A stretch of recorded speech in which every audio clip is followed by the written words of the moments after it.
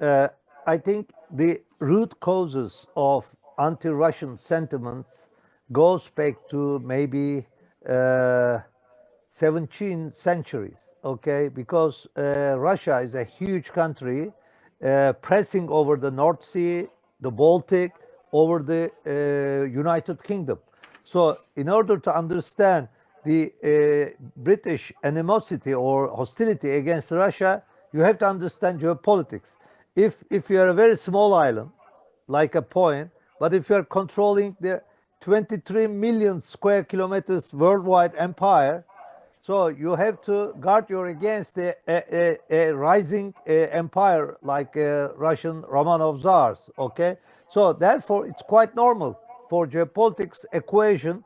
You have to counter the rising of Russian empire, and also you have to counter the making an alliance with the European powers against the United Kingdom, because United Kingdom is an island state, was an island state, and island states cannot sustain their strength, their power, if the continental states pressures them, okay?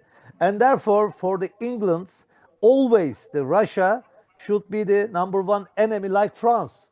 For years, until the beginning of the 20th century, the Germany, in the after 1871 united, and at the early beginning of the 20th century, she rose like a great sea power. And she said that their prime minister said, we want a place in the sun.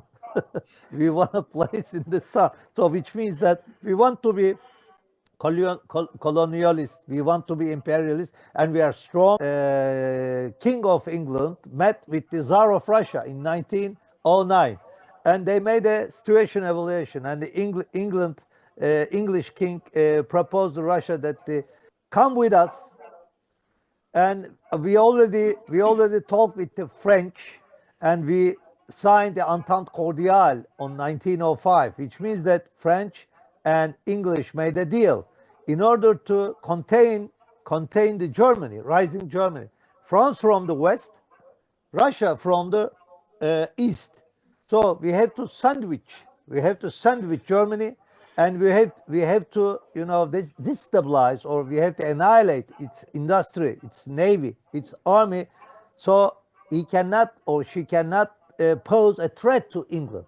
Okay, so we can continue the world order. Those days, Pax Britannica, world order.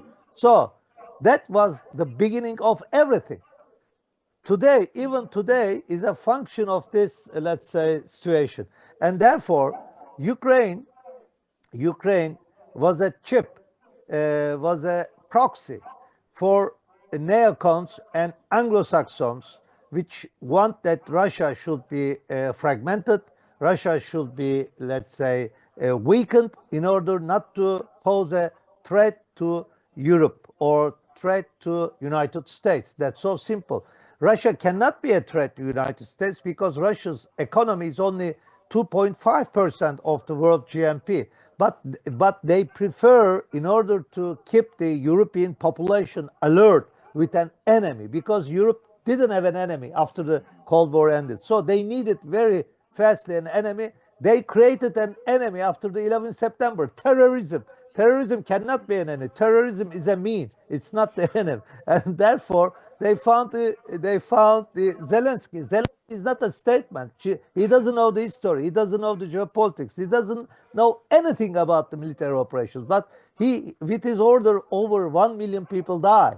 So this is the let's say, insanity of the today's world order. Thanks to neocons, they created a crazy world with Zelensky, and there are many others. And therefore, I think Trump and the real American bureaucrats have seen that the China is not rising, already risen.